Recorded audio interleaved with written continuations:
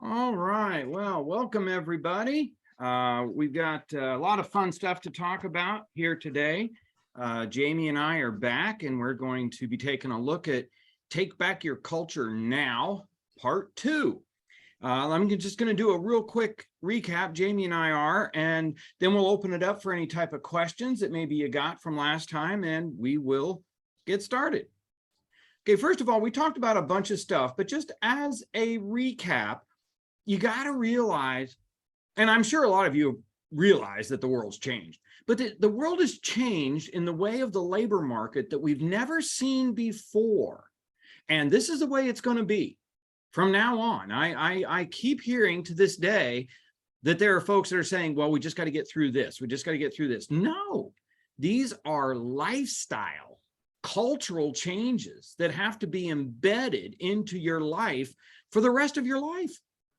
All right. We're not with the groups that we've had before. We are in the social revolution. And what's that mean? It means today's workers, there are not enough of them. The baby boomers are retiring. So for the first time in our history, there are more jobs than there are people. And every single month that goes by, this is going to get worse. It's not going to get better. Okay. This is like saying I got cancer and I'll just wait for it to heal itself. It isn't going to do that. It will eat you.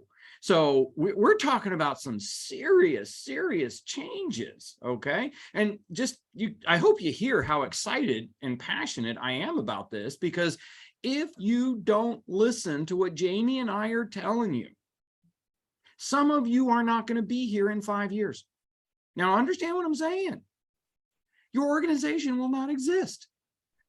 You will go under. This is like during the Ice Age, watching the climate change, and you said, well, I'll just build a bigger fire. No, you got to move. You got to do stuff, okay? So I don't want to be an alarmist, but I am telling you, I've got clients that are handling this really well, and others that are, I mentioned this last time, they're actually going into their line of credit to pay employees. That's insane. And this is coming from a person who's deeply afraid of math. All right. Now, I want you to be thinking about our reward systems here. And I put in the ends here. What is most vital to you? And we talked about this last time, but it's worth reiterating. Now, first of all, I sent a bunch of additional stuff because, and I'm going to keep a list here, right? I'm going to keep a list here if things come up of additional materials to send to you, because I want you to be able to use this. I want you to survive and thrive. Okay. And this was one of those handouts. Okay. If anybody didn't get these handouts, shoot me an email, scott@scottwarwick.com, and say, hey, I didn't get the handouts from last time. And man, I will shoot them off to you. And don't fret when you see them, because the amount that I sent you would choke a horse. I want you to take this stuff and use it. Give it to your team. Okay, first and foremost, you don't have much control over the comp and benefits that you pay. You truly don't. You can't compete with Amazon. Don't even try. Where you can compete are on the ends. We're going to talk about socialization rewards a lot today, because that's your culture. And I'm going to turn this over to Jamie here in just a second, and he can focus on that specifically. But we're also going to look today, is it safe? Is it safe to come to work? And I'll tell you, I had a really good time working on this with Jamie for, was it 2, 3, 4 months or something? Yeah. Because we kept talking, is it safe? And you'll see some stuff that I stole from Jamie's walls. Okay, from what Jamie's doing over there, because I love to steal other people's ideas, because it's like, hey, this is working. Is it safe to go up and talk to Jamie? Is it safe to go up and talk to Rachel? Is it safe to go up and talk to Sonia? That has to be there, or these folks will not even talk to you. Okay, they'll quit right on the spot. And second, job rewards. Are you sitting and talking to them about planning, about their growth? Are you sitting down with these people regularly and asking them if they're happy? Ask them, have you thought about quitting in the last month? Okay, what can we do better? That type of communication is critical. And I realize for a lot of folks, that is like rubbing the cat the wrong way. But this is what you need to do. And we also talked about some stuff about advertising to potential employees, trying to get them to come, and they can look online and see what a great place you are.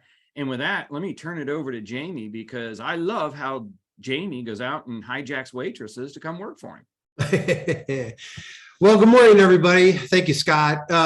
Listen, this is a really important and in-your-face presentation that Scott and I are giving you, and we're doing it out of love because you know what? We are on the edge. If you have not heard that already, do me a favor if you can. It'd be nice, if you ever done one of these presentations, you look out, you can't see faces. It'd be great if you turn your camera on. I think that would be awesome. Please do that for us. I'm going to repeat something real quick here. If you weren't on the call yesterday, where ANCOR, our National Provider Association, spat out some statistics very quick. And this is really important. If you don't mind, Scott, I'm going to just repeat them real quick. Out of providers doing what we do nationally, 77% of providers are turning away new referrals. I'm sure you can relate. 58% of providers are discontinuing programs and services, representing 70.6% since the beginning of the pandemic. Are you kidding me? That's what we do. 84% of providers are delaying the launch of new programs and services. 92% of providers continue to grapple with the impact of the pandemic when it comes to recruitment. Wow. Wow. We are on the edge here. And so, when we're talking about today is what can we do about that, right? The system's huge. The system's so big. How can we tackle that individually, collectively, even collectively? Well, what we're going to present to you, it starts with you. And it starts with your organization. It starts with your culture. So real quickly, a recap of what is culture. And culture is different than the organization. So the organization is what you do, right?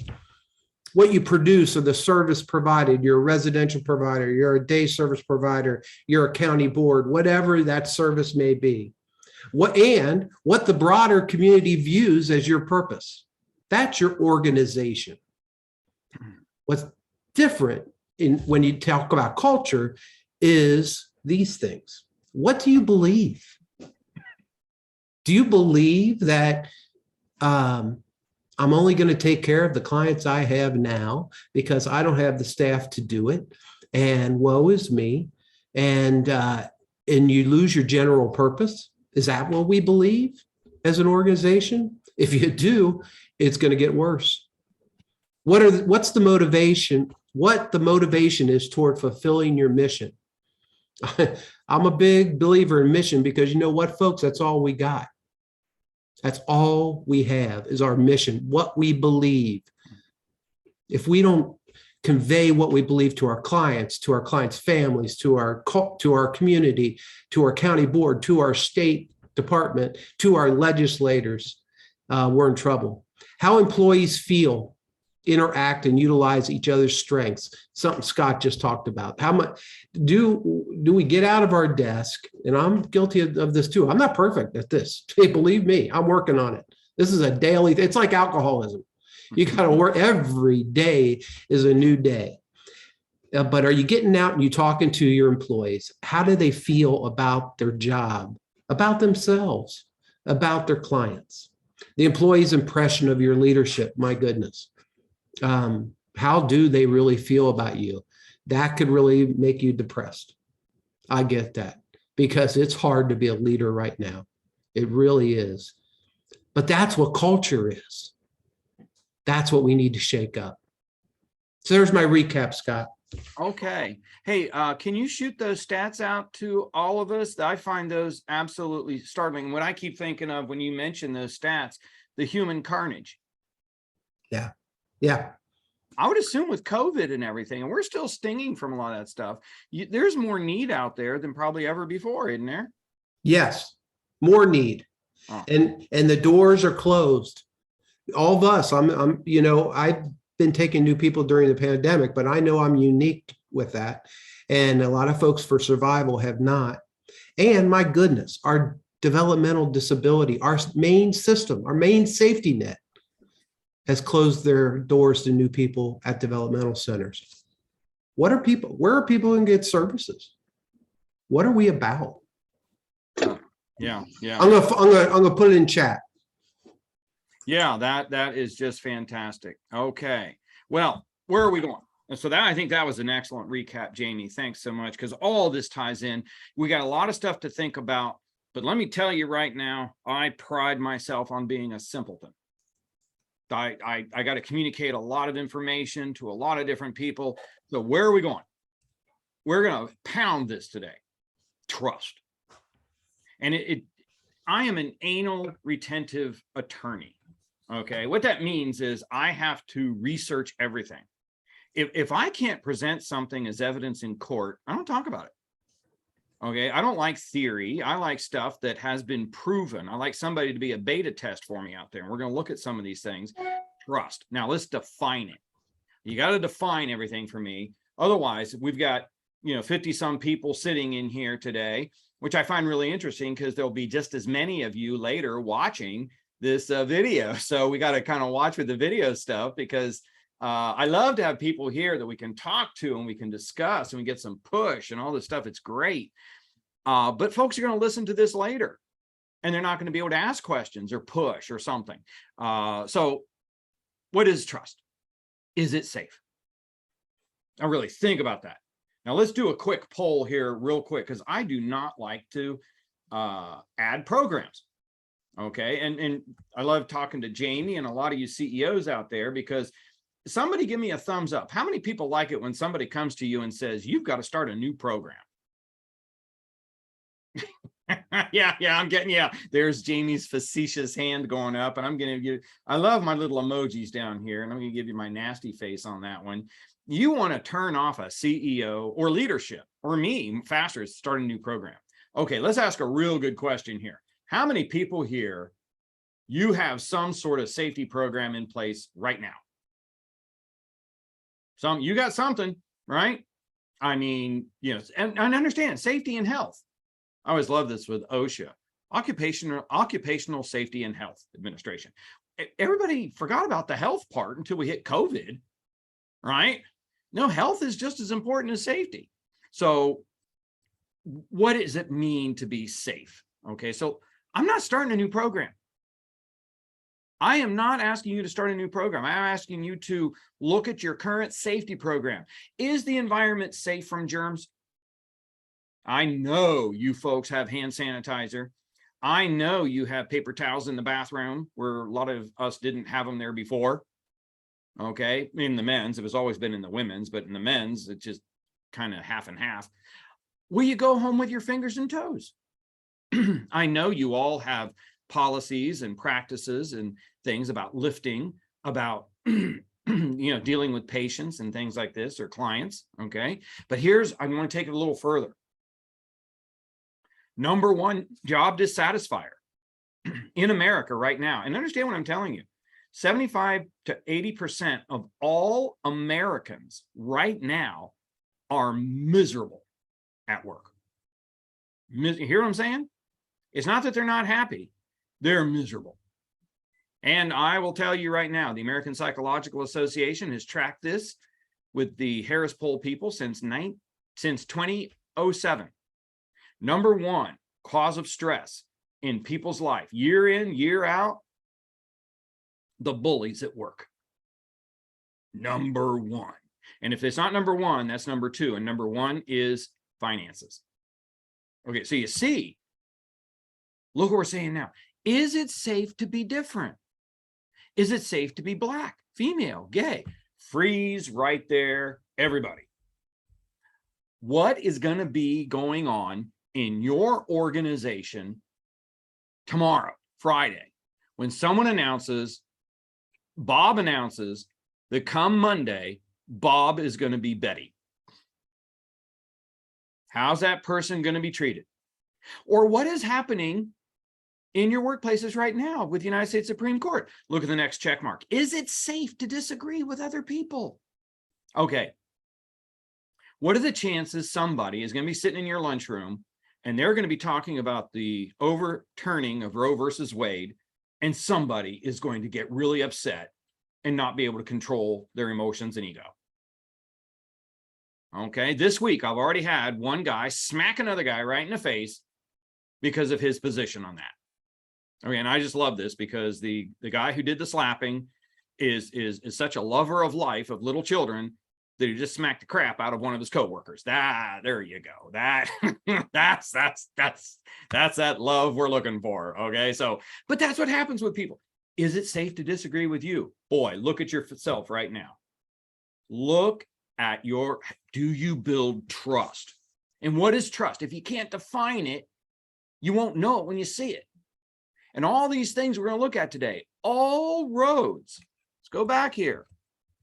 All roads lead to safety. All roads lead to that. So we're going to summarize a lot of stuff today. So let me tell you, if it isn't safe to disagree with you as an executive, then there's no trust. There's no respect. And there is no ethics. They're all the same thing. And we make these things way too complicated. If anyone ever tells you you need a new program, well, you sit and take a serious look at that, because I'm here to tell you, you probably don't. Okay. And I'll tell you, the whole world is moving to this. When we start talking about safety, we're talking about tolerance, and we're going to talk about the United States Supreme Court. We're going to talk about the EEOC. We're going to talk about the Sixth Circuit. Those are legal terms now, folks. Legal types of terms. So freeze right here. Let's see what the trust is in your organization, shall we? Okay. How many people here have ever done an employee survey? I'll give you my thumbs up. You can raise your hand, see the power of video. There you go. We get instant votes right there. And you can always chat us up. Okay. Yeah. And that's good. Deanna, I really want to. Oh, yeah. There we go. I got a lot of clients out there doing these. Okay. And there's some very good reasons for doing them. Yep. Getting lots of yeps and yeses here. Okay. Freeze right there. Is it going to be anonymous? You're going to put out this employee survey to all your employees. Is it going to be anonymous? Any input on that? Give me a thumbs up or a thumbs down, or chat me up. I'm getting some yeses here that yes, it's going to be anonymous. Yep, getting some thumbs up there. Yeah, there you go. There's a great way to communicate with each other here. Okay, now freeze right there. I always love this because I'll go in and say, okay, you're collecting the data for this reason or that reason. But if you just want to know what employees think, why don't you just go out and ask them? What do you need a piece of paper for? Why do you need to spend thousands of dollars and hundreds of hours collecting information from employees? If you want to just see what they think of you, why don't you just go ask them? Okay, does anybody have an answer for me at all? You can chat me up. You can win a book if you open your mic and give me an opinion, because I like to talk to people. Okay. Why don't we just go up and talk to people? Why do we do them anonymously? Any thoughts on that? Or is everybody afraid to say? Come on, wake up. Okay, Brian. Because you might not think that they trust you enough to be candid with you. Thank you, Brian. You just want a book, Brian. You shoot me your email, your hard copy mailing address, and I'll pop something in the mail to you. See, wasn't that easy? But you probably won't win anything else today, but there you go. You started off Thursday pretty good. Okay. And Deanna's telling me a lot of people want the data. You're absolutely right, Deanna. That's a completely different thing that I'm talking about. And you are absolutely right, because I can collect a lot of data to look at. But I'm also seeing in the chat here, they're worried they won't tell you the truth. Yeah, there you go. You have just done the most perfect trust test. Why isn't it safe for them to come and tell you the truth? Okay, here we go. This will get you going. Many of our younger employees are very uncomfortable with what they see as confrontation. even if it is just asking questions to gain knowledge? Absolutely it is. And let me just clue you in here. That is such a perfect comment. Do you realize that the human animal, and that's all of us, you're all human, right? Okay. And all your employees are human. We're wired not to trust. That is our hard wiring. We are not wired to go to the positive. We are wired to go to the negative. Let me prove it to you. When I say Bill Clinton, what do you think of? Do you think of the Mental Health Parity Act that got passed so that we have to pay behavioral health costs the same as physical costs? Do we think that he balanced the budget? Is that what we think of? Is that what everybody's thinking? Anybody want to chat me up or tell me, what are you thinking? Because you're all thinking the same thing. I can read it, right? Because you're all laughing. I can see exactly what you're thinking. That's why I say, Monica, absolutely. Monica. Why? Because we remember the negative. Okay. That's how we're wired. If let's say that you pull out of the office today and it is a one-way street out front. One way. Okay. How many people are going to look both ways? You're going to look both ways anyway. You're going to look both ways, right? You know what? Let me just clue you in. Little neurology here. I'm a big fan of neurology because it tells us why we do what we do. You got two little balls in the top of your head called your basal ganglions. You know what? That's your apprehension. That keeps you alive. Because 5,000 years ago, when Fred Flintstone saw a new animal, it was not safe to go up and pet it. It could eat you. It is safer to go to the negative. So guess what? That's what your people do. One of the worst things you can say is, well, I don't know why they don't trust me. And I always laugh and say, why should they? They're human. And that's what we're going to talk about today. Okay. We have to build trust. And let me clue you in here. If you cannot address and resolve conflict, you cannot be in management. That is why we're there. Okay. And we talked about this last time. You and I supervise the most fickle, the most emotional animal on the planet, the human. We have to build trust. And we're going to look at that in this series. How do you make a safe environment? By those socialization rewards, and we make it safe. So let me just show you, a picture truly is worth 1,000 words. The human can only remember so many things. This is why I'm not a big fan of the different, conflict resolution programs out there, crucial conversations. I love it in theory, but it's too much to remember, in my opinion. You got to get people so that they'll remember things. So just picture a baseball diamond. Number one, emotional intelligence. The hardest thing you and I will ever do is control our emotions and ego. And we'll talk about those in detail a little bit more, but you got to control yourself. Calm down. If you can do that, you can go to second base. How do you resolve conflict?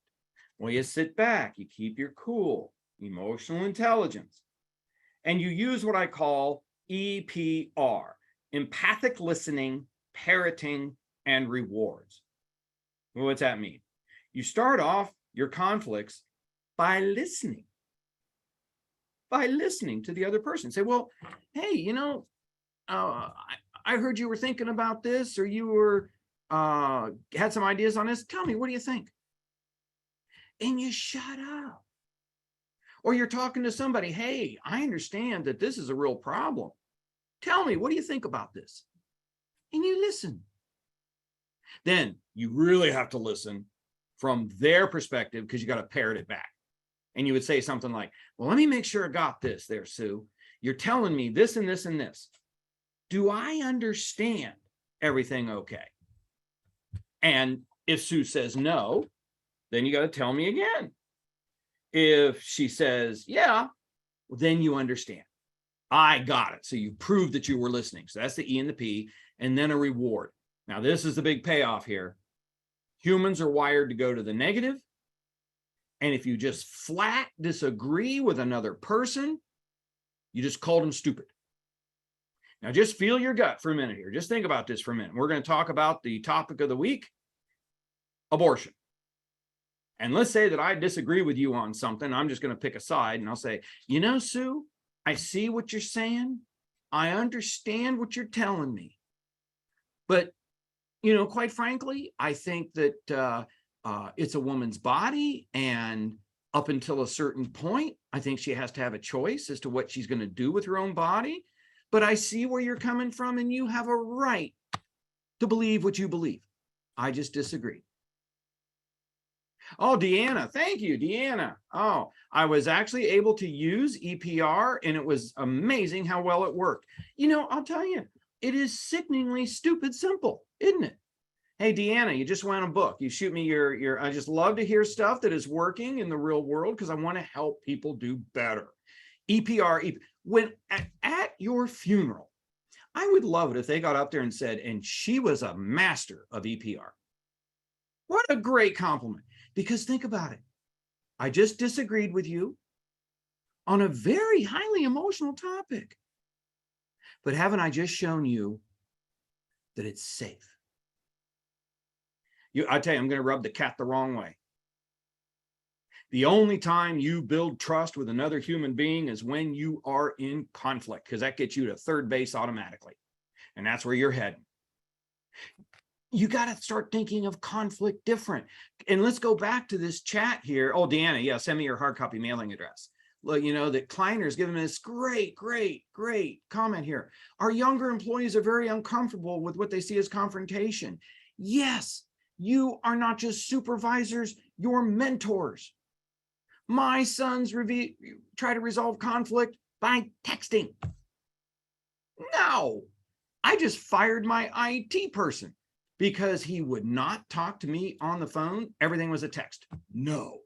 Okay, so everybody with me? There's a real quick overview, but let me tell you right now, that's how I want you to be changing your culture. With all the different missions and things you got, they're all going to fit into this. This is not a new program. Okay. Do you know that the single greatest threat to your health are bullies at work? Worse than smoking.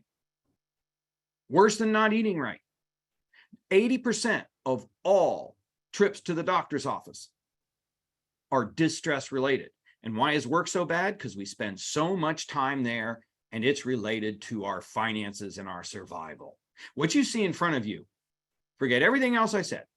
Last time and this time, forget it all. Remember the baseball diamond.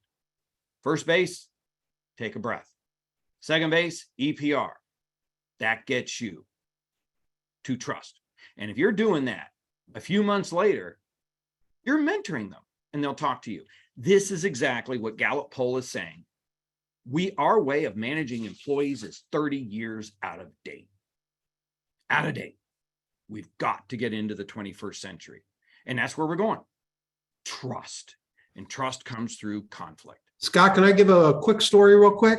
Please do, yes. So years and years ago, back in the early 90s, I was a social worker at an ICF, which was not your normal ICF. It was a big hospital, mainly with an ICF wing. So I was a social worker on there. We had a client who, big dude, strong as an ox, had lost his legs. He was definitely functioning at a lower level of IDD. And one morning I get called up because he's going crazy. He's beating up the nurses. He's beating up the nurses' aides, anybody who comes in his room. He has no legs, but he was just able to, get a hold of these people. I mean, people were getting hurt bad. He was out of control. Nurses were going in trying to shoot him up, with medication to calm him down, and they'd get beat up and the medicine be all over the place. Anyway, it was crazy, mayhem. This young psychologist, neuropsychologist, Beth was her name. She was just a little thing, probably about 5'2", no more than 100 pounds. Said, "I'm going in." We're all just picture this: the guy's just throwing his room apart. Doors closed, you could hear mayhem, and all of us are in the hallway, afraid to go in, right? Mm-hmm. And she goes in, and about 5 minutes later, everything stops. All the commotion stops. She walks out. He's fine. He's ready. He's ready to cooperate. We're all looking at each other like, how in the hell did you do that? And what she said was, first of all, just what you said, Scott, the best time for intervention is during chaos. That's when a person is open to hearing something different, thinking something different, looking at their situation different. And what she did is best explanation I could get is she created that he was safe, that he was not going to be harmed, that what he wanted, it was valid. And really what he wanted was to eat a different kind of food. That's how basic it was, right? And she calmed him down and he agreed. And he was thinking and listening to just like the folks wanted him to. And everything was better. And I learned so much from that situation. One, the best time for intervention is during chaos. And two, you have the ability to help people feel safe. And that lesson's always been with me. And that was back in 1991, I think. So there's my. No, and subtlety gets you nowhere. She probably really actually came around and said, you're safe. So there's no magic to it. I mean, you see why I like the book, Crucial Conversations. I don't want to bash it because it's a great read, but I think it's too much. And I want you to all think of the people that report to you. How do you convey a way of resolving conflict? And let me also go a little further. Your ability to resolve conflict is your number one life skill. It is the reason for all divorces, or at least what I'm told about 90% of them. Okay. It is your health. Okay. And now, Jamie, this guy was physical, right? I mean, he wasn't just attacking people verbally. He was physically attacking people. Yes. Yeah. Let me give you something that is something for you to think about, why this is such a safety concern for your health and hygiene. It is better that you get smacked in the face than to get bullied. Is everybody hearing me? A psychological attack is the worst thing that can happen to you, unless it kills you, of course. I mean, a rocket or somebody punching you out and killing you, that's something else. But understand, our bodies are made for physical attacks. We're made for fight or flight. If Fred Flintstone was under attack, he would release all this adrenaline and cortisol, and he would fight or flight and burn it off. He's ready for that. So, Fred Flintstone was not bullied. If somebody was going to bully Fred, psychological attack, he'd kill him. Is that something? Now, you can't kill a guy today because we have rules for that. We call them laws. Okay. So don't be doing that. But you understand, Fred did not wake up at 2 or 3 in the morning all mad about something that happened at work. That is killing you. And let me tell you, the distress in your life, your number one health threat, it is 3 times worse, which that means 3 times the cortisol and adrenaline, when you are bullied by another human being than if your car won't start, than if your computer won't start, than if you have too much work.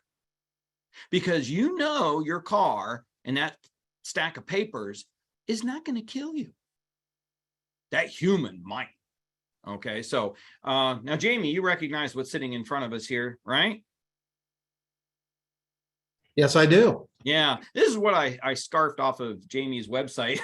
Okay, and just as an example, okay, just sort of tell us, what do you mean by the first one up there, the mission? Well, there you go. In a nutshell, we're all about enriching lives, right? People trust their care, their life, their living, in my case, their living arrangement, and they expect that their lives will be safe and enriched. And that's what I mean. By the way, so does families, so does the community, so does the taxpayer. Yeah. Yeah. Okay. So that is what Jamie has adopted for his mission statement. Okay. So value, that puts that in action, right? Right. Exactly. So how are we going to do that? And that's what, our value statement is about. How can I go over this with every new employee. And I point out to them that they have value. So does the organization. So does the culture of OVRS. So does the county that we're in. And it just puts the mission into, you're right, into a change. How are we going to do that? How are we going to fulfill that mission? Yeah. And how's the vision fit in there?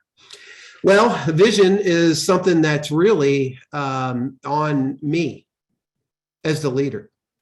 Because I said it last time, we're expected as leaders to be custodians of the future. Where are we going? Is this a safe environment? Is it going to be safe 5 years from now? Why should I choose you over the company down the street? You guys do the same thing. What are you going to do to live this mission? Right. And so that's what the vision is about. Yeah, and this is where I got so excited. It was so easy to find because it's splattered everywhere. Okay, and that's the idea. Just like a safety program. You have a safety program, you see the safety first, or whatever. Okay, that doesn't matter. Whatever you've adopted for your mission, value, and vision, all roads. What's the summary? Is it safe? Is it safe? And understand, I've got several clients I'm doing these sessions for, and I've started putting in, and I'll ask you this question. What is more important? You can chat me up or open your mic. Is customer service or employee relations more important? What's your priority? This will be good. Yeah, I love this question. And remember, I'm a lawyer, so I'm tricky. So what do you think? Employee relations. Deanne has given us an answer here. DI has given us a good relation. And I can see that, yeah, Tina's telling us employee relations. Both. Oh, Carrie has given us both here. Annette's given us employee relations or no customer service. Yeah, I'm seeing a lot of good logic here. And I just want to interpret a little bit. I hear a lot of people say, well, employee relations is important. Because if you don't take care of your people, they will not take care of your clients. Actually, you have just paid people to go out and badmouth you. That's exactly what you've done. Okay. But I like this with Carrie saying both. Now, why did I mention that I'm a lawyer? This is called a sucker's choice. I am trying to force you to choose. And it's kind of like, okay, well, we've got cake here and then we got pie. Which one do you want? Well, I want both. I don't understand the question. I don't understand why I have to choose. Just get smaller pieces and I want both. You can have your cake and eat it too. Freeze right there. Employee relations is nothing but customer service turned inward. Customer service is nothing but employee relations turned outward. I do customer service training. So what do? I just change the title. I just change the name. Conflict. Customer service is employee relations and vice versa. They're all the same thing. So I just want you to remember, this is for, Jamie, this is for your employees and your customers. Absolutely. Yeah. I see my employees as my customers too, Scott. Yeah. And they demand that today, don't they? They really do. Yeah. That's the mind change. Times are changing. And they've changed already, by the way. We're behind. Yeah. Okay, so now he's got his principles everywhere. You, honest to God, you cannot walk through the facility. You cannot, and I'm just using this as an example because I want stuff publicized. Okay. I mean, it's kind of funny, those little underdog buttons that I give away when we're in person, I literally order those by the thousands. Okay. I get rid of, why? Because it reminds you. And I'm an old safety guy. I mean, I've worked in 2 manufacturing facilities. I've worked in a lot of companies where I've been in charge of safety. I will tell you. So tell me, how do these principles tie into everything that you're talking about with mission, vision, and everything? Well, it goes down to, and then looks like Sean has a question too. For me, the way I look at it is exactly what you said. I think we all have to be reminded. I need to be reminded all the time. Go back to that chaos theory that we touched a little bit on. When do you need to be reminded the most? When things are chaotic. Mm-hmm. So in our world, it's chaotic a lot. And so I do believe posting different messages as much as possible wherever I can post them. So Mhm. you can't disagree with we care deeply for people with disabilities. My God, we shouldn't be in here if we don't. We nurture family-like atmospheres. Hell yeah, we do. We're a family. We're, in my case, it's residential, 24, 365, just like all of you. We better embrace that this is our family. We provide personal space and choices. That's really important to an individual making a choice they're coming here or not. Am I going to have my own space, or I'm going to be in a room with another person? Those kind of things. So in our case, we're lucky. We're able to provide that. And that's attractive to some people. It is all about making it, and you're right, Scott, it's all about safe. It's safety. I feel welcome. I feel part of. I feel a mission to do that. I'm doing something good. Right. So, Sean? Yeah, let's go to Sean. Yeah, so thanks, Scott and James here. I totally agree with what you guys are saying about the mission and the values. But what I've learned so far, I just started working in Sifrin in November, the chief of operations here. But what I've learned so far is while I'm focusing on, driving business and things of that nature, our staff is more about how does these things fit their mission, their values. And I'm finding that it's not my values in my organization or my statements that are helping them get there. It's becoming more of like, do you know me?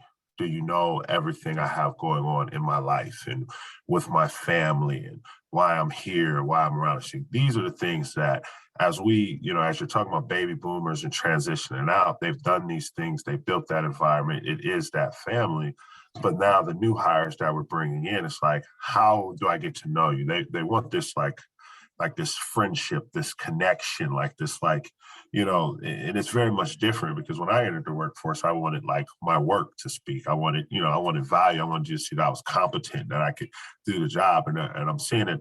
It's not that much with my younger group. They're not so worried about being competent. They're like, teach me and I can learn, anything. But do you really like me? Do you know my family? Have you talked to my mom? Like, so like hold on. And if they don't feel that, if they don't feel like, like you're texting them or you're talking to them or you're around, if they don't feel that, then they're starting to be like, oh no, bye. I'll go somewhere else where I actually have friends and work, whereas, if I'm just over here and it's just work, I'm not happy, so I just wanted to add that to what you guys were saying. Sean, you hit it on the nail. I mean, it is a different world when it comes to employees, and they do want something different than we wanted when we started out, because what we wanted, and I'm a lot older than you, Sean, but I think we have the same thing. We want to show our ability to do the job and do it right. And and they want that too. But they want patience. They want you to have patience. So like, get to know me, know that I have the ability to do it. Let me tell you a quick story where I learned this years ago, and it really, I went into a blind, but it hit me over the face when I did it. Is I had an employee who was full-time, direct care worker, and she would come in. I really liked her. She was great with the folks, really upbeat when she came in. But then it started to go downhill a little bit. Something was different. I couldn't tell what it was. And so, without asking questions, because you can't be too forward, right? They got to share themselves. She came in one day with 2 black eyes. And what was, she was ready to quit. She was ready to give up everything because her life is falling apart. And luckily, what I did was able to listen to her, empathize with her situation, and also say, listen, you're coming, I don't want to lose you, but more importantly, you coming to work as a reprieve from that situation. That's safe here. You're safe here. And I couldn't change her personal situation with her husband beating her, I could help her get out of it, which I did. If that's because that's what she asked for. Awesome. But she felt safe at work. She bought into, and because I really do believe it, those 8 hours that you came to work were 8 hours you weren't being beaten. Mhm. And I'm finding that people can't get away from home. They're like, there's this hybrid thing going on between like, like the work and the life balance. Like, Yeah. individuals want you to know that they have children that are 2 and 3 years old, and they're asking, "Are you willing to make accommodations around me having a kid?" I'm like, "Whoa!" Like usually that's not like what I had to do in the past. Like you figured out your home life, and I figured out how I was at work. It's a different world, isn't it? I mean, I'm trying to help you. we have to figure out find your that home balance. life. And you can't go, you have to be careful because we are the employer, and Scott will tell you there are rules and things we have to watch. But that doesn't mean you can't put out that this is a safe place to come, that I acknowledge your issues, and we'll do the best we can, but we still have a job to do. Yeah. Our number one reason for work is the individuals we serve, and we can help. We could find that balance. Yeah. Sean, this is the first time, I think you and I have met, and I ought to take the recording of what you just said and post it on my website. That is so on target because you just go for it. I love having extra publicity. Yeah, sure. Hey, this is Sean from Cyprin. But there's so many good things to unpack there. One of them is, did everybody hear what he's saying? This is the reality. How many people can relate to what he's saying? This is what your Gen Zers and Gen Yers want. Yeah. And how many people in your organization right now, you've got supervisors who are thinking, huh? What? That's not what we do. Okay. Now, first of all, Sean, how many under you you're the operations officer, right? Did I get that right? Yes. Okay. Yes. So if you look at everybody under you, how many employees through and supervisors and everything report up to you? I have 4 direct ones, but underneath me there is we're close to 200 underneath me that we affect. So I'm going to say something really stupid. I expect you, Sean, to build a personal relationship with all 200 of those employees. Right? Yeah. Okay. Now, okay. See, this is such a great segue. We've all heard the term economy of scale. That is why you have directors, managers, supervisors. Okay, Sean, you can have all the compassion in the world and listen and do these things when you can, but you kind of see what you know about, and honestly, it's kind of funny. I'm hearing the term that I think works really well. We talk about work-life balance and everything, and I think it's turning more into a flow. Yeah. There is no separation whatsoever, which kind of makes sense. If your kid has cancer, isn't that going to flow right into your work? It would be a good time to be multiple personality because you could have, like Sybil, you could have somebody else handle the burden and you could go to work. Doesn't work that way, folks. Okay. So you kind of see your job then, Sean, is to take what we're talking in here about empathic listening, parroting rewards, control, listening. You have to do that with your managers.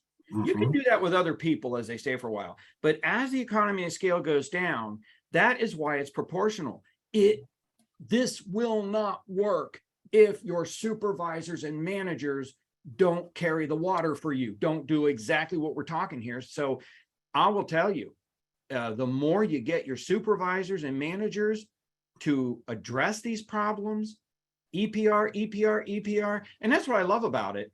It's a daunting task to train 50 people in how to resolve conflict and how to do it according to Cyprin. That's a daunting task. And you got to make sure they're all willing to do it. And I will tell you, if you cannot address and resolve conflict, supervisors, we need to find something else for you to do. Because now think about it. What would this woman's life be like? She's getting beaten at home, which, oh yeah, I'm ready to jump on board and see what we can do about this. But what's her life going to be like if she comes to work and she's bullied? Like 75% of Americans. Let me tell you, does everybody see? Go see, I look at the real world. I look at what the CDC is telling me, Bureau of Labor Statistics. I have intimately read the census report from 2020. Do you realize that suicide is now one of the leading causes of death in America? This has to change. So what Jamie just described about being safe. Now, I don't even have to see Sifrin's principles. I don't have to see your mission. I don't have to see, you kind of see what I'm saying here. It all boils down to this pinpoint. Is it safe? That's quite a task that it puts on everybody listening. And that's right. It's a lot to train, isn't it? That's why we like talking to you folks. You got to live it. You got to breathe it. This has to be part of your religion. Oh, and by the way, I checked. This fits into every major religion on the planet. Okay. So, and I did have a Satanist once I had to talk to about this. And you know what the Satanist told me? They said, oh yeah, you got to treat each other well because there is no God to do it for you.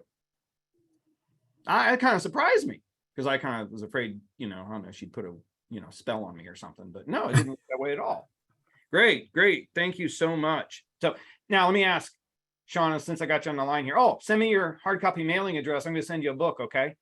Oh, perfect. Thank you. Yeah. That way, if somebody I'm not gonna put my home address. All of y'all be sending me stuff. Yeah. Send me your hard copy. Michelle's telling us her coworkers express their opinions about how she should be handling her home situation. And if she doesn't do this like they think she should, then she gets treated poorly at work. Yes, I know that was a run-on sentence. That's okay. I'm used to that. I kind of talk a lot anyway, but no, Michelle, you're right. Okay. I'm listening. Maybe I can give a suggestion, but there's the reward, and I always, hey, this is just my opinion. If you want to do this, that's fine. But feel the ego getting out of control. That diamond, I call it the diagnostic diamond. Emotional intelligence, EPR, trust. If anything ever goes wrong in a conflict or in a relationship, it was one of those three things. Every single time. You got 3 diagnostic measures there, really 2. Did someone act like a child? How dare you not take my advice? I'm trying to help you. And then they smack them. No, that just doesn't work. Okay. So, I think that's right. I think you need to have coaching. And you'll see later on, we all screw this up, don't we? You're all human. We all make mistakes. I am a huge believer of coaching. Actually, I like to coach once. And if they do it again, I like to coach again. And what is coaching? EPR. That's all you need to know about coaching. If they don't do it again, what do? Might be a written warning time. And it might be somebody that needs psychological help. And then eventually, I fire bullies. Okay. And Annette's given us a great comment. You need to be a compassionate mentor, thank you, who can balance the needs of employers and needs of the people. Yeah, you can't necessarily do everything for everybody. You'd like to.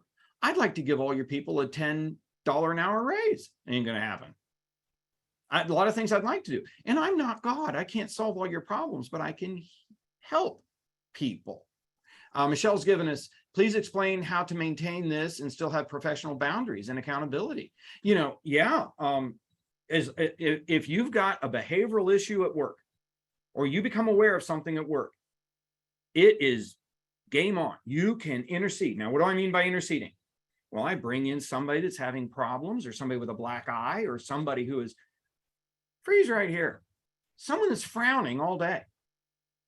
You do realize that right here in your face, those of you that are looking at me and my voice, that about 90% of all of your communication is nonverbal. Your eyebrows, okay? Say, bring them in and say, hey, you just look very uncomfortable today. I just want to make sure you're okay. I want to make sure maybe there's something we can do to help. Okay. Michelle, all that's very professional. Think of it as your kids. Think of it as your customers. If you went into somebody's home or you had a customer and there was something off about them and they were just, not even just angry or anything, just really depressed or just down, wouldn't you ask them, hey, what's going on?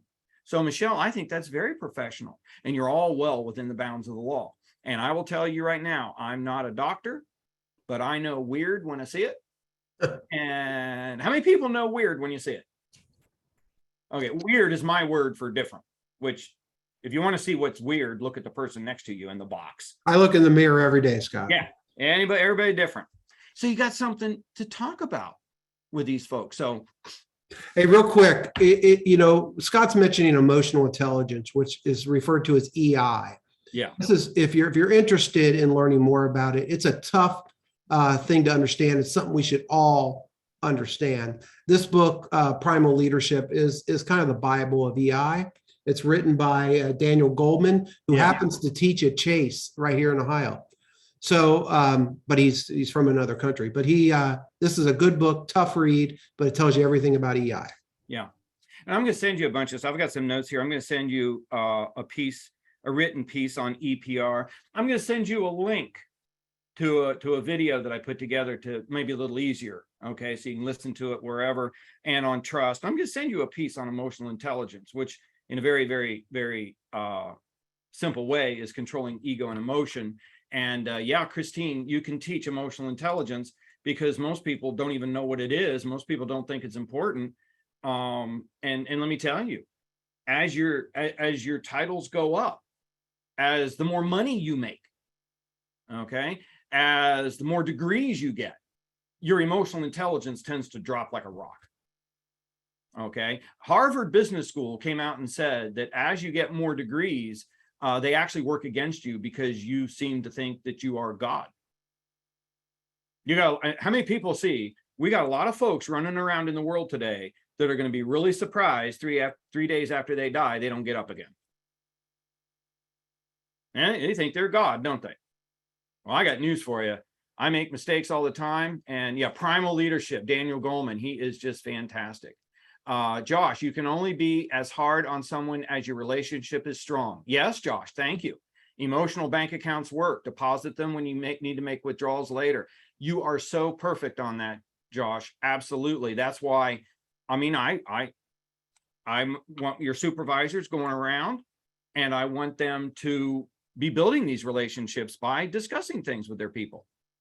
Now, let me just ask you, this isn't how the world's working today, is it? This is not how the world's working. We're going to put a protective bubble, and you tell your people this. This is not how the world is working today. We are going to put a protective bubble around this place. Everything is safe. We're going to disagree. And if you don't want to talk about something, you don't want to take my advice, that's fine. I am still responsible for your behavior at work, and I'm concerned. And every single discussion you have with another human being, now really put your antennas up here.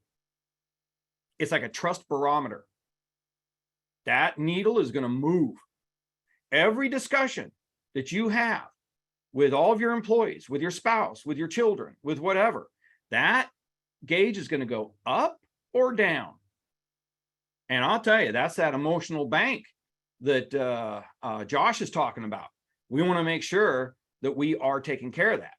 Now, let me just throw one more thing in here real quick. If you have an unsafe environment where it is not safe to be different, you will have legal issues. You will have workplace violence to one degree or another. You might get a union. And I will tell you right now, in Northern Ohio, I am seeing the unions on fire. They are moving. Don't you think for a minute that they aren't, don't think you're safe in the rest of Ohio either, but they are moving, and they will try to organize you based on, are you treated with respect? And what's respect? Is it safe? And morale issues. All of those problems come from no trust. And this is what the Gen Zers require, right? Now, I think this is a good time to look at your culture identification, because we're talking about buy-in, we're talking about all this stuff. And for you folks in particular, I think this should be easier than Amazon. Okay, so Jamie, why don't you take a look at this? Well, it's up to us. Thank you, Scott. I think it's up to us as leaders because no one else is going to do it. And that's why you have the job, by the way, to look at your culture and identify what's going on within, I'm talking about your organizational culture. And some helpful hints that I've looked at is, my goodness, as a leader, you have to take a breath. You have to stand back, view your culture as a living, breathing organism, because guess what it is? If you look at your culture, your workplace culture as a living, breathing organism, guess what? It becomes personal. And it makes you realize that it's almost like another human, a one-on-one, except now it's 1 on 200 or 300 or 400. So take a breath, take a look at your culture, your organization, and picture it as a living, breathing organism. Who are the pessimists? Who are the optimists? There always are. And there's different tactics for each one. But in reality, you're not trying to get rid of the pessimists. You can't afford to. You can't get rid of the optimist. You can't afford to. You got to identify who they are. Do some work as a leader. Who is cultivating and spreading the do nothing? It's impossible virus. Viruses aren't new to us. In fact, we have them within our organization and we've had them for years. But you have to identify where that virus is starting. If you don't do it, you have now handicapped yourself from trying to identify and coming up with a possible solution. How much time and energy are you taking trying to inoculate your culture? I'm using these themes because that is something we're used to, versus identifying and addressing the viral source. So I think I love this visual here. If you look at one side of the building, it's just do nothing, people. You look at the other side of the building, oh, it's impossible. How many times have we heard that? But in reality, if you look at it from the bigger picture, it's really what people are saying is just do it. Nothing is impossible. It's also effective, isn't it? It is reflective, and it's our job as leaders to identify that at every turn. And there's multiple turns. This isn't easy, but that's why we're in the position we're in. You want it easy, go work at Walmart. Exactly. Honestly, really, this always Jamie, that was so perfect. How many people on a given day you kind of wish you were back to just being a regular technician? I do. The good old days when nobody reported to you, Or you could ignore everything going around you. Scott, there was a time like that as a leader. Yeah, there was. So, just sort of summarize, you got to be able to address and resolve conflict. You really want to carry this water to your directors, to your managers and your supervisors. And I'll tell you, when they are carrying the water for you, when they're carrying this message, your life will get so much easier. It truly will. Does it make sense? Okay, I just want to draw the analogy here because I don't want you to lose this point. This is part of your safety program. Now, how many people think this guy's got a problem? Okay, this is not. So what do you do with a safety program? You discover the problems. Well, that's what we've been doing. There's a problem right there, by the way. I don't know who's dumber, the guy on the top or the guy who's holding the ladder underneath. I don't know, but I'll tell you, somebody should be getting talking to. Train them. Now, don't assume that people know how to build trust. Let me tell you right now, assume people don't even know how to define trust. That they think respect, ethics, trust, safety are all different terms, and they're not. That makes it too complicated. They'll never remember. Okay? Just like you think somebody would know which end of a telescope to look into. No. And I'll tell you, I do a lot of different sessions for social workers and psychologists who do marriage counseling. And they say, oh yeah, most people couldn't resolve a conflict if it bit them on the butt. That's why 70% of all third marriages in this country fail. Now think about that. Wouldn't you think your batting average would go up? No, because everywhere you go, you take yourself with you.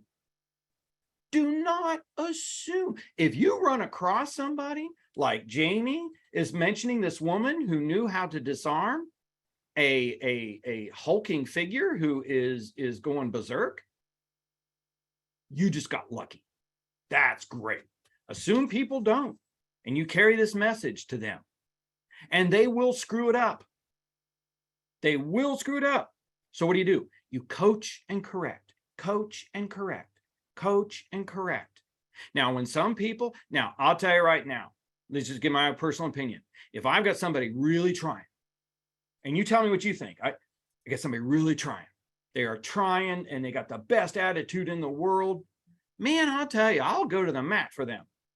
I will work with them, until the year 2050. How many people feel the same way? If you got somebody really trying, now, assuming you believe they could do it, this is not a placement issue, you're willing to work with that person. Yeah, that's what you do. Okay. Now, what's your opinion of somebody who says, I could do it if I wanted to, but you can't make me? Does anybody have an opinion on that person? Okay. Yeah, I'll tell you right now, I had this conversation all the time. That's great. What other position in this organization do you want? And if they're a bully, now understand, they are attacking worse than smacking them in the face. They are attacking the biggest part of your budget and the people you can't replace. I'll tell you right now, bullies, coach, warn, fire. Because the other employees, you'll lose them. Coach and correct, advertise. I'll tell you, I have never been in a facility that had a good safety program where it wasn't splattered everywhere, just like you do with your mission. And I'll tell you, this is part of everyday life. Just like you drive to work every day. Now, I love this because I can see some of you are actually at work. Okay. Some of you must have the chillest workplaces in the world because you're out on your front porch. So yeah, good smile there. Oh, by the way, Christine, I love the fern. That is cool. I'm trying to get my flowers to grow in my pots these days. So you got the right idea there. Okay. Everywhere you go, it's your culture. This is how I conduct myself. This is how I conduct myself at work. This is how I conduct myself at home, at the grocery store. That's life. Okay. So, all right. So just a little summary there. So, hey, Jamie, why don't you tell us about the acknowledgement, the cultural acknowledgement you use? Sure. This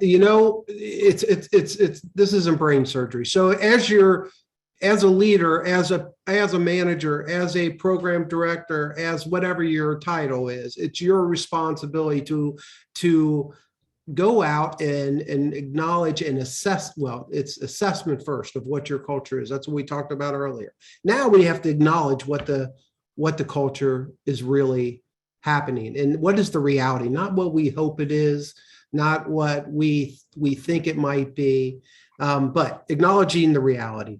The reality is most likely the reality. How about that? Leaders acknowledge when their culture is dysfunctional and find ways to create a culture that embraces diversity of strengths. If you heard this over and over from me, it's our job to look for strengths in people that are the hardest people to see their strengths because they put up such a wall of they're not willing to cooperate. They're not team players or whatever the issue might be. You know what? That's BS. Mm-hmm. Everyone comes to us with strengths. It's our jobs as leaders to find out what a person's unique strengths are. Do employees understand their unique character strengths? Well, if they don't, then you need to help them. Let me give you an example. If you're sitting around, because we're all used to this scenario, we're sitting around at an ISP meeting, right? Theoretically, not anymore, we virtually, okay? We're sitting around at a virtual table. You have the individual who has their needs and wants, and the rest of us and the family members have their thoughts on the needs and wants of the individual. And then you have everybody else, the SSA, the provider, the different providers. You know what? Each person, how many times do we acknowledge that each person in that room is bringing a different, unique strength to the table? I bet we don't do it a lot. I know it's hard to do. It takes a lot of work. It's your job to do this. Because if you can find the unique strength in that really tough employee, I'm telling you what, and you can then parrot that back. You thank God you are here because you bring this to the table. Everything changes. The whole conversation changes. It's our job to do that. Identify the strength and then parrot it back to them. Do employees identify? I already did that. Does your culture embrace the unique character strengths that everyone brings to the table? it's a lot of work. This isn't an easy job. It's not like it used to be. The world has changed. It's our job to make it happen. You know, I love your perspective cartoon up there. There's 3. No, there's 4. That's exactly it. People see things differently. And you know, we talked about emotional intelligence. It is very common that when someone sees 3 and we see 4, we get rid of the person who saw 3. It's a different perspective. And I'll tell you, I write a lot of different things, and I send out copies of different things I've written to people who I know will tell me the truth. Why? Because I want to hear it now. They're not going to placate me. They're going to tell me the truth, because you don't do me any favors telling me that everything's great, because I know everything isn't great. Not everything you write is Tolstoy. Okay. So excellent. What do we say, Scott, to that person, even if we don't get rid of them, even if we don't fire them? What are we saying to them by saying you're wrong? Right away, we've sent the message that your opinion, your character strengths, your person is not important. Right. You just lost that person. Right. And Now, they may be one of your best employees. Oh, you are so right. The one person who might tell you the truth. And let me just sort of just throw this in here a little bit. Do you know why we got NASA blowing up Columbia? When we had rocket engineers who wanted to go look at the wing and knew there was a problem, you know why no one went above that head? Because above the supervisor's head? Because everybody who spoke up about Columbia or about Challenger years before and were right got fired. Biggest bunch of emotional children you've ever seen in your life. Why? Overeducated idiots. Okay, I love Mark Twain. Never let an education get in the way of learning. And so perfect. So that is exactly what you're talking about, Jamie, in that, no, maybe these people are right. I want to listen to them. Now, you hit it right on the head. We talk EPR. What's the R? Reward. Now, everybody just really feel your gut again. Well, you're wrong. You're wrong. Feel it twinge? I just called you stupid. I just put you in your place. No, you never flat disagree with someone and tell them that they're wrong. You give them a reward. And you do understand. I see what you're saying. I understand what you're telling me. But what about this? What about this? What about that? Because first of all, maybe you're wrong. But second, I'm always going to give you a reward for speaking up every time. Because if I don't, you are not going to come to me again. And you're not going to let me know. And I just put Jamie's flow back up here. If I just, well, you're wrong. You're wrong. And sometimes we even throw in, why do you always do this? Okay, let me ask you. Is it safe for that person and the other people in the room to speak up? No, I don't think so. Everybody with me? Yeah, thanks, Deanna. No, it didn't. So you see, you got to stop and think. That's emotional. That's why you cannot separate first base from second base. You got to stop and think. Slow it down. When I disagree with somebody, I'm going to give them a reward for bringing it to my attention. Okay. Does this all sound like, this isn't fuzzy feel-good stuff, right? This saves marriages, saves organizations, saves astronauts' lives. And this right here, everything we've been talking about, I've been waiting for this one. This is what the EEOC says has to be in your harassment training. And this is not new, folks. The whole world is going to what we are talking about now. The EEOC saw this stuff coming 7 years ago. Now, I don't usually brag about the federal government, okay? They're not, but when compliments are due, compliments are due. And the Equal Employment Opportunity Commission, which you might find yourself in front of one day if you violate these things, they said back in 2016, I mean, everybody's done, now I'm just going to ask a rhetorical question. Don't respond or anything. You have all done your updated harassment training, right? You have all done training for harassment. Everybody do this. Everybody say yes, that we have done that. Just lie to me so that I feel better about myself, okay? Because Ohio law changed last year. We got the new LUA, employment law for, I don't know, I can't remember what all it stands for. It's a stupid acronym. But Ohio just changed its section 4112, and it gave you an affirmative defense. What's an affirmative defense? Yeah, something happened out in one of my areas. They were picking on someone because she was a transgender, or picking on somebody because they were a Satanist or an atheist. We didn't know anything about it, but we did our training. We have our policies in place. You see, that's called an affirmative defense. And that says, yes, it happened, but we did everything we could to prevent it. Ohio law, as of last year, now has adopted the federal standard and says, that's right, you're not responsible because you did everything you could to prevent it. Now, look what I'm showing you here. This is from the chief law enforcement of Title VII, ADA, all those fun laws you love to deal with. This has to be in your training. And I want you to listen to all the stuff we're talking about. Tolerance, which we'll talk about later. Conflict resolution. You got to define bullying, bystander intervention, and social media. They want all this stuff in your training. And I'll tell you, this is 7 years old. And if you have not incorporated these types of things into your training, you got a problem. Now, freeze right there. See where I said, I don't want you to start any new programs.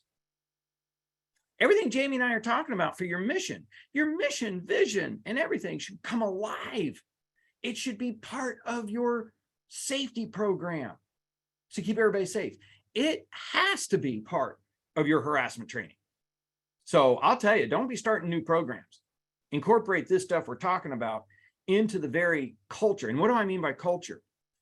If something happened to you a year from now, and you've been working on this and you live this and breathe it, the next person will just pick up the culture and go. The culture will live on. Everybody with me? Okay, questions, comments, deep religious concerns over anything we talked about so far? Everybody got in there?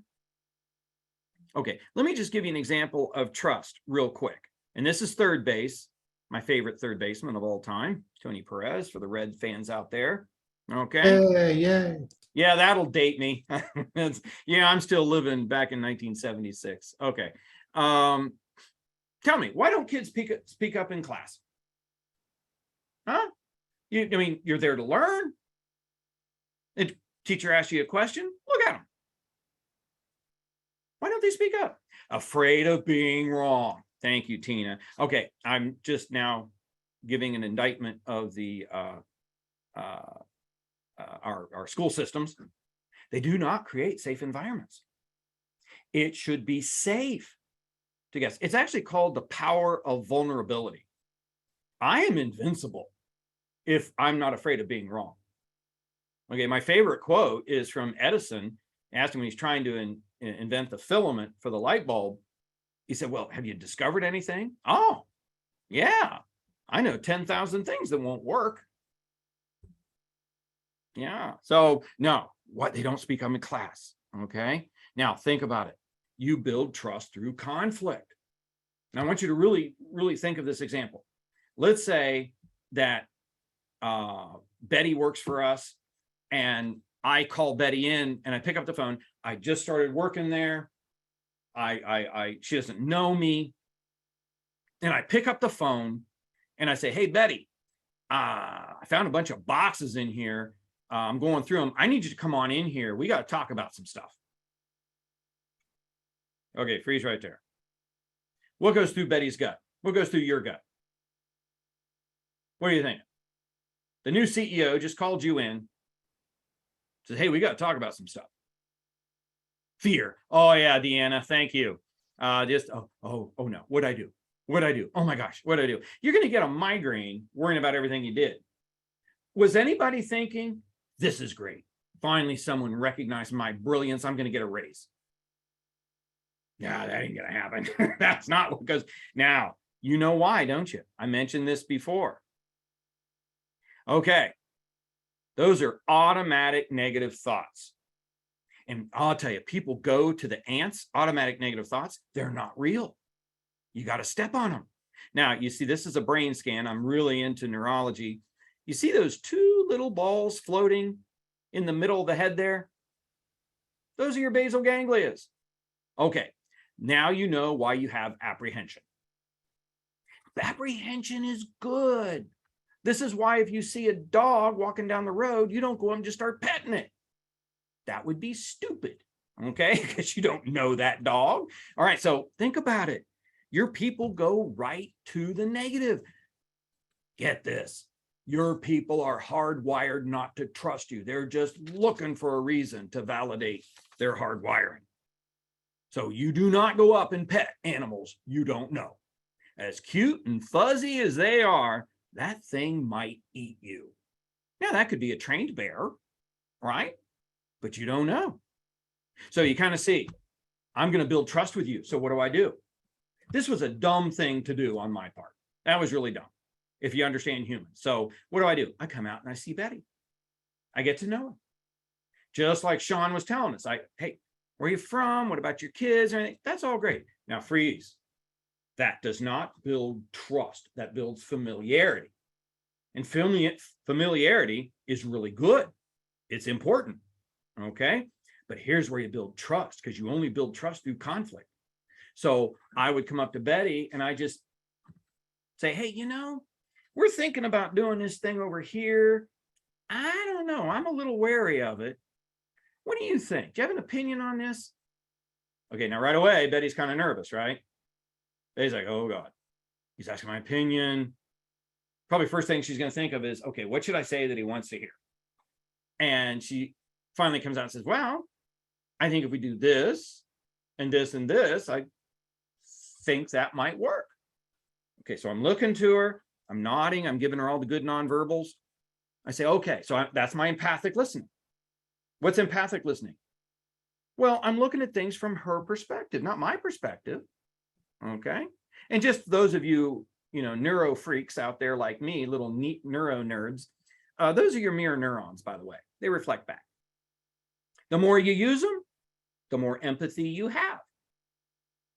Your mirror neurons are why, if I yawn, that's a really dangerous exercise to do, isn't it? What do most people then do? They start to yawn. You know why? Because you got mirror neurons that reflect back. The more you use them, the more they'll grow. So eventually, empathic listening is a habit.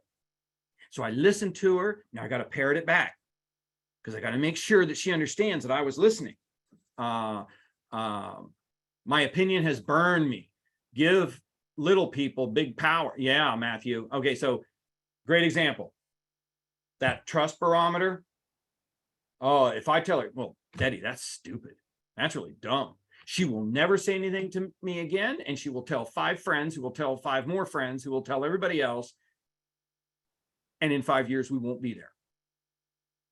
Okay, so I parrot it back. Make sure we're on the same page. I say, okay, let me make sure I got this. You're saying that you think this and this and this is good. And if we do that, this will work. And she goes, yeah. If she says no, you tell me again. Okay, so she says, yeah. All right, so now E and P is done. What's the reward? I'm going to disagree with her, but that's how I'm going to build trust. I'm going to show it's safe to do that. And so I say, hey, I see where you're coming from, and I really value what you told me. I can see what you're saying. But what about this? Or do you think this? Or now you kind of feel a shift? You feel it's problem solving now? What about that? What about this? What about this? Okay, so hey, I've done it. We're done. I built trust, right? I'm all done. No, got to do it again. Got to do it again. Do it again. Do it again. Do it again. And again, for the neuro nerds out there, I'm rewiring her brain. As you're listening to me right now, really kind of fascinating. I just really enjoy this stuff. As you're listening to me right now, I am rewiring your brain forever. You will never be the same again. Sometimes that's good, sometimes that's not. Every experience rewires your brain a little bit. So we do it again and again. We do this for 5, 6, 7 months. Okay, now we're real conversation. Now I pick up the phone and call and say, hey, Betty, you know, you won't believe it. Jamie brought in some more boxes. Okay, I got some more stuff to look through. Can you come on in here? We gotta look through this stuff. Okay. Is she nervous now? What do you think? What's going through her head now? It's probably on Scott again. He can't do anything on his own. He needs my help. He needs my opinion. help. Okay. Now, isn't that simple? I will tell you, if anything is not simple, you won't do it. It's like going to the gym. You know what the best advice is that I've ever heard from Magic Johnson to go to the gym? You go and you take a book and sit down and read. Why? Because you get used to going. Don't go for 3 hours. And then when you do, maybe just sort of drive around the gym a little bit, so at least you know where it is, okay? This is from Michael Roberto, Critical Decision Making. This guy is phenomenal. Oh, the background images have me amazing, but working itchy and scratchy into the slides is icing on the cake. Thank you. I try to make an impression here. I'm trying. Oh, and by the way, why I take so much pride in my slides, you know, the way, and you might think about this when you're talking to people and training them, there are 2 ways for people to remember things. I mean, they're called flashbulb memories. You really remember things very well when your emotions are moved. So that gives you a choice. You can make people cry or humor them, make them laugh. I don't think you should make people cry. Okay, so that's why I'm big into graphics and everything. You'll see the picture. Listen to Michael Roberto. He's a great guy to Google. Great books, great videos. Is your goal to be comfortable or to make the best decisions possible? Okay, makes sense? Does this help? This Totally does. yeah, is it in practice? Okay, now Sean, you kind of see why you can't do that to 200 people. Well, yeah, and I just wanted to kind of chime in on your, rewiring people conversation there. We've been using the term, don't just point out the problem, come with a couple of solutions to fix the problem, right? Love it. And that's us trying to empower individuals in their decision making, to teach them that we trust their opinions, we trust your solutions, we hire competent people. Like, we don't want to keep solving everything, for your or individuals calling and say, what should we do? How should we do it? And it's just us saying, what we want to regurgitate down. So we've been given this concept of at least when you point out a problem, at least you have to have at least 1 or 2 solutions for how you want to solve it. So I love it because it puts the onerous back there. And I always think of this too. Jamie mentioned it last time. I'm a huge fan. The Good to Great book, just phenomenal. Okay, and I've got them everywhere here. I can't go to work without. Anybody recognize these? Post-its. Okay. Let me know some guy at 3M developed these because they opened the lab for anybody with a good idea. #1 seller. Okay. I even get them. They're right here. I'm taking notes. I even get them this big. Okay. Huggies. Huggies was developed by an employee that was tired of blowouts. Now, where are the parents out there? Who knows what a blowout is? Oh, yeah. Yeah. That means buying new clothes. I ain't messing with that stuff. That is just, okay. So perfect, Sean. If you went into a lot of very successful companies, like the ones in Good to Great, and I've got clients that are just doing fantastic, and you listen to their executive meetings or their team meetings, you would think that they can't do anything right. These guys are the biggest screw ups in the world because they talk about the problems. And I will tell you, that is exactly Toyota's philosophy. And it throws a lot of Americans, because a lot of Americans think when you go into these meetings at Toyota and all these suppliers, I do a lot of things with different Honda and Toyota suppliers. And you go in there, you're used to saying, okay, here's what's going good in our department. Here's what's going good. Here's what we've accomplished. They will pull you aside and they'll say, we know you're good. We know you're doing good things. We're here to address problems. And I'll tell you, at Toyota, the headquarters for North America down in Erlanger, Kentucky. Okay, so they don't put them in Detroit. Okay, they're in Erlanger, Kentucky, where you get like an acre for $1. And you look at the end of each line, they've got a board that covers a cork board that's about 5 foot by 10 feet, covered with pictures of mistakes. Why? Because we're all learning, and we're going to learn from that mistake. Nobody's in trouble. That makes sense? Yeah. That's safety. So why don't we wrap this up today? I just love, because I, again, snuck into Jamie's facility on the website. Why don't you tell us, what are we looking at here, Jamie? Well, you're looking at my office wall here. You know what? Back to it, and I've challenged all of you before, you know, and I hate to, I'm just going to be direct. Shit ain't going to change unless you change it. You actively change it. That means you're part of it. And so I have a little sign. It's right above my door. Only I can see it because it's a reminder for me. And this is my to-do list. When I first came 10 years ago to this organization, and it's still my to-do list today because it's every day that I try to strive for this. And sometimes I fail. You know, it is my job as a leader. It's your job as a leader to actively engage your culture. And you need to look at establishing hope. Every employee needs hope that this is the right place to be, that I am valued in this organization, and so forth. And so a leader's job is to predict the future, provide truthful reassurance that we're doing the right thing, that we have the funding to keep us going, that we are nimble to change as things change. It's our job to do that. That's all about hope for our employees.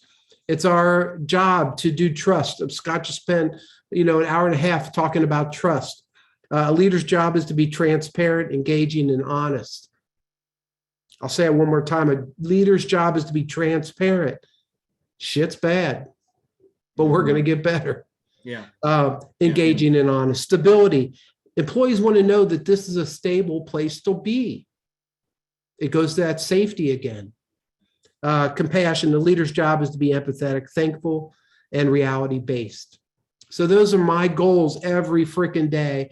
And sometimes I meet them, sometimes I don't. I just ask you to challenge yourself every day as a leader to look at your culture and impact your culture. Because that's the end result, isn't it? Yeah. Brian, what a phenomenal question. You are giving me the perfect segue. We're going to start with Brian's question in the chat. Next time, let me show, how do we reconcile all of this with the fact that we all leave the workplace and enter the broader culture where differences of opinion are pushing people further apart, tearing down trust and safety, and making violence a more accepted outcome? Brian, shoot me your hard copy mailing address. You deserve a book. Oh, that is so good, because that's what we're going to look at with emotional intelligence and tolerance. And I'm telling you right now, I'm a white Anglo-Saxon Protestant straight male, as vanilla as it gets. And I'm here to tell you, there is a passion for tolerance. And it's not going to be what you think. And it's not going to be what the diversity folks often tell you it is. We're going to look at a real business application of tolerance, and tolerance is a part of emotional intelligence. And I got some other good questions in here. I'm going to look at those too. I don't want to keep you beyond, but just to wrap up, let me just ask you, how long did it take to build this bridge? What do you think? A couple days? A year? Oh, how many people are living somewhere where they're rebuilding a bridge that you have to use? Oh, it's awful. It's awful. How long does it take to destroy it? Seconds. Now, that is not an exaggeration. How long did it take to build Bill Cosby's career? Years. I loved Bill Cosby. I grew up with Bill Cosby. He was America's father. Boy, not today. Not today. And honestly, interestingly, Eddie Murphy is more of America's father than Bill Cosby. Okay. Of course, the good news is you can get all of Bill Cosby's books on sale. I'll tell you right now, If you cannot address and resolve conflict, you can't be in management. And I think we've hit that pretty good. We started with the end in mind, vintage Stephen Covey. When we come back next week, we are going to start with these questions in the chat, which are so good for what is emotional intelligence? How do you improve it? And how does tolerance tie into that? Okay. Any final questions, comments, deep religious concerns over anything we've talked about at all? Okay, so wonderful. I will be sending this to Sonia. Again, I'll let it download here a little bit, and then I will shoot it to you, and we will get this posted for everybody. Let everybody know it'll be out there for you. Prepare for questions or comments when we start next time. We got a lot of stuff to cover next time, but hey, looking forward to it. Jamie, final thoughts? Hey, I just wanted to thank all of you for doing this for yourself. Mm-hmm. You know what? We got it. It's tough out there. I know. And we have to challenge ourselves. We have to look at things a little differently. And that's what this is about. And I want to thank you for doing that for you. Yeah. All right. Till next time.